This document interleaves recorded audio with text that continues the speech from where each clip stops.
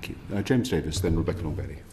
Thank you, Chair. Mr. Harrison, you've already touched on cross-domain solutions, and I know you have a particular interest in it. Could you explain in basic terms what they are and how they work? Sure. So 20 years ago, if you had computer systems which contained highly sensitive material, typically secret or above secret information, the way you protected them was simply not to connect them to the internet. And what's interesting is I think we haven't done a scientific study of this, but I believe anecdotally that the majority of professionals in the cybersecurity industry believe that still to be the case today. It is largely speaking not the case today because it is not practical to try and run defense or intelligence matters in that way in the 21st century.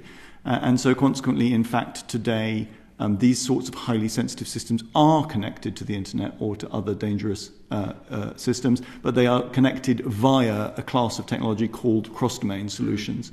So that is what the technology is designed to do, is to allow connectivity between highly sensitive systems and highly dangerous systems whilst protecting the highly sensitive systems.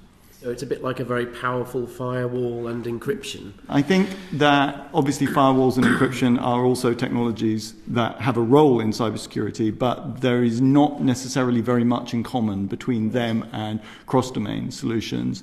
I think what's interesting about cross-domain solutions, although very few people in the industry have heard of them, you can in fact go onto the NCSC's website where they have published their principles for what constitutes building a good cross-domain solution, and rather than try to represent them, I think I refer anybody to see what the NCSC has to say about it as really the recognised world authority on it. Okay, and where are they currently deployed? So typically today, where cross-domain solutions are deployed is precisely for the use case I described, which is around the protection of classified systems containing classified information. I think the really interesting thing is that obviously 20 years ago, that really was very clearly the most sensitive things that the country has, which was classified military and intelligence secrets. But today we worry very much also about critical infrastructure, where the issue is not secrecy, but the continued and correct operation of those things. Yes. And what we see is that there's been very little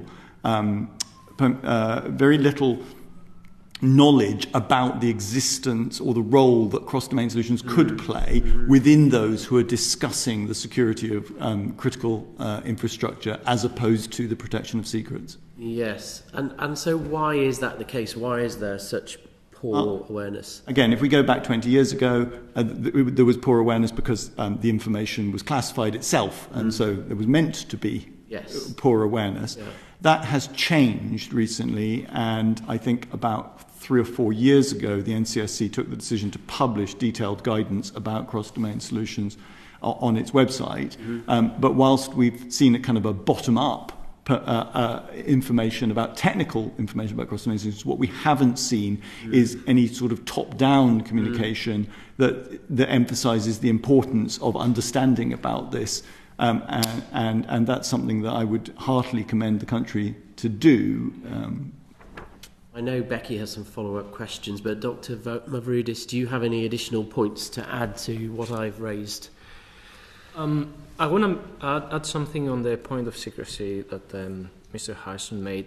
Secrecy is perhaps necessary in some cases, and no one is going to argue against that, but it's hurting research in another way. Typically the machine learning community made huge advancements in the last few years just by being very open with their data sets, their challenges, their benchmarks.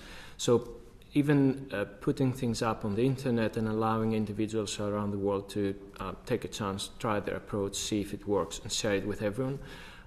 We're having the problem that it's becoming increasingly hard, or it's typically hard for us to do the same, just because a lot of those things are classified. There is a way forward, though, which is identifying the underpinning problems and stripped from all the technical details that might be indeed confidential, share with the world what's the actual scientific challenge there, so that we can attract more interest, more people working on those.